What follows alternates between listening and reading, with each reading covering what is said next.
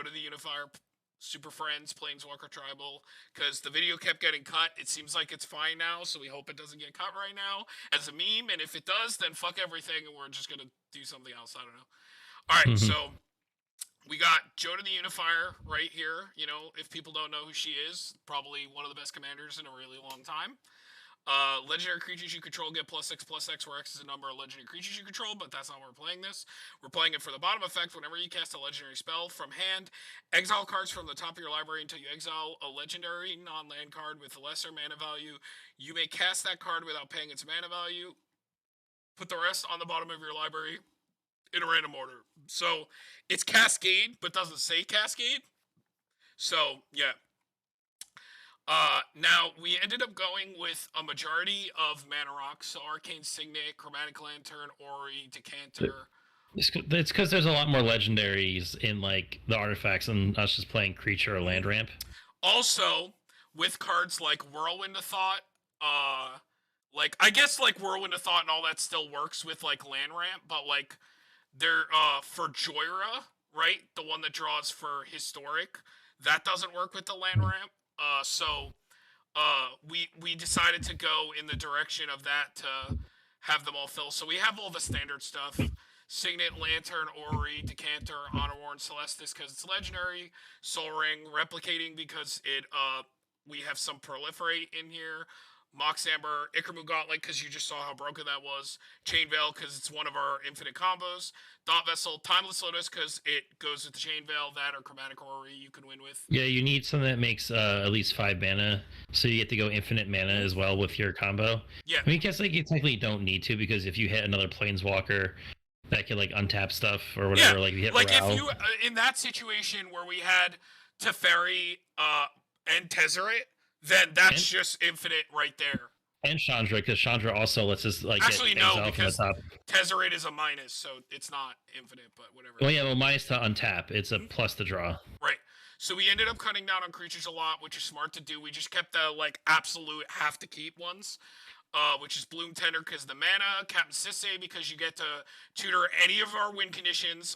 2 turns and you literally have the combo. Actually, you can even get this. So like you can literally tutor all 3 pieces of the infinite just from Captain Sisse.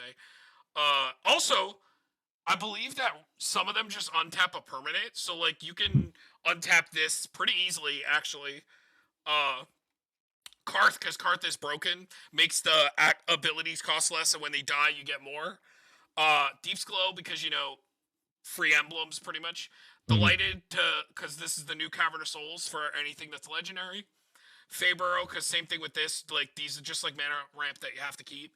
Especially when your commander is 5 colors. We maybe if we were playing Sisse, I would have argued that the commander isn't always going to work with this. But, you know, in this instance, the commander does. Yeah, because we have 5-color commander. Yes, we kept the best instances of the Proliferate, aka Flux Channeler is one of the best, and we kept the Inexorable Tide, which you'll see down there. And then the draw enablers, the copy, you know, because Spark Double can either copy our commander, so you get double Cascade, or copy any of the drawers to get more draws, or copy any Planeswalker that we want and enters with extra loyalty. Vorinclex, because Vorinclex is the only card that works with pluses. Aside from some other thing that works with pluses, but we decided against it. We cut down on our enchantments a lot and just ended up with these, like the bare bones, like what are the best to play for the deck, because there's just too many fucking options, man. And like we were playing a ton of interaction and stuff like this. There's definitely like a way you could build this deck where like you're less creature heavy and like maybe you play more board wipes. We played the 2 best board wipes that we could play, which is Rift. Technically, we have Ugin as well, but, like, you know, Ugin can hurt us depending on the board state we have. We decided to play some counter spells. Oh, talking about these, I mean, it's pretty obvious. Like, you know, Doubling Season, Exorable Tide, Oath, Whirlwind. Like, these are all just, like, too good to cut. You know, this is just, like, the bare bones minimum protection package that we're playing. 36 lands because we're playing 2 MDFCs, and then the walkers, like, you know, this is what we ended up with.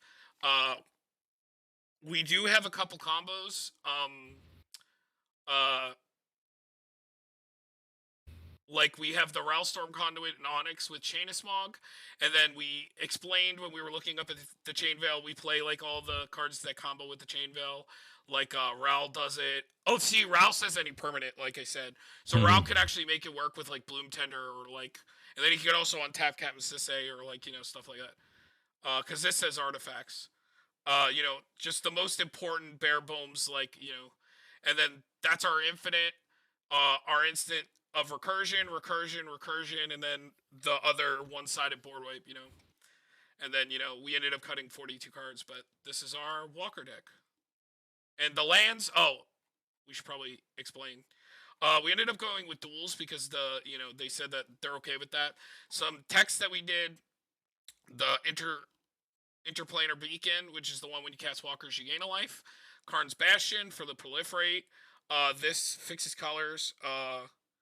It has some protection too. Yes, it can make something lit. It does something. It's just so cool because it's either you add a mana for only legendaries, or you make a mana of any color among legendaries you control. So you could actually end up using it. Like if our commander's in play, it's literally just a 5-color land. Yep. The good old Reliquary Tower, because we're going to draw a fuck ton of cards. World Tree for the color fixing. Urborg and Yavimaya for the color fixing. And then that's the whole deck.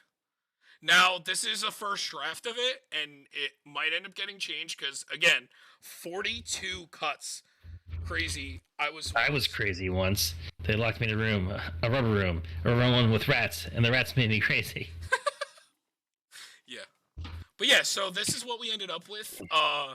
We ended up going for like a more streamlined, trying to combo as quickly as possible with the Chain Veil, than going for like...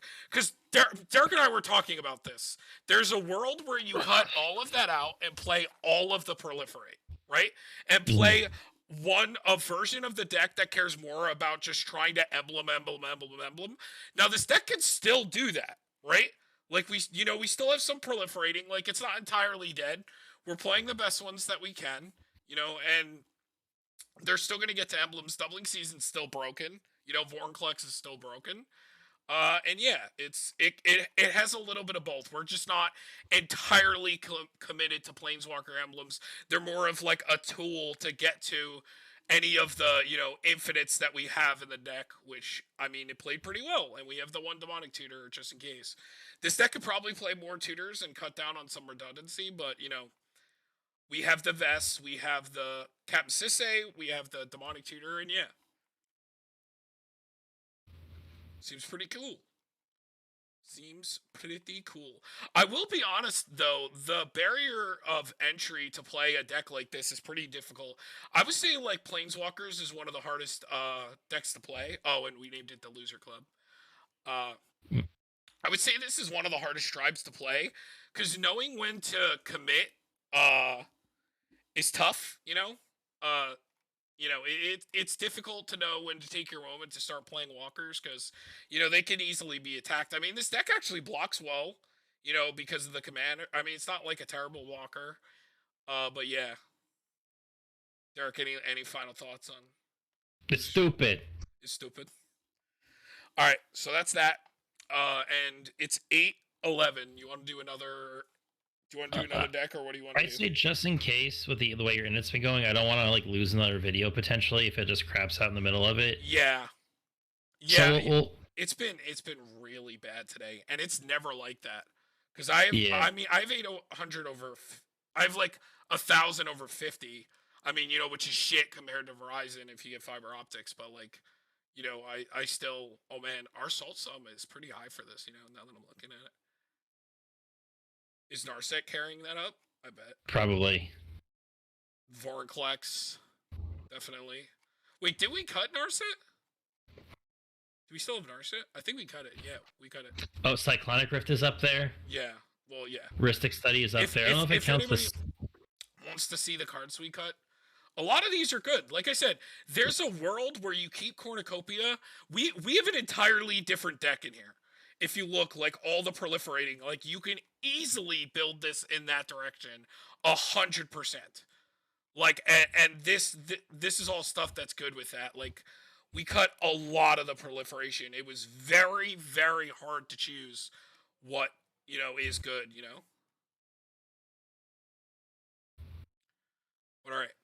So that's going to be our video, and yeah, we'll see you guys later.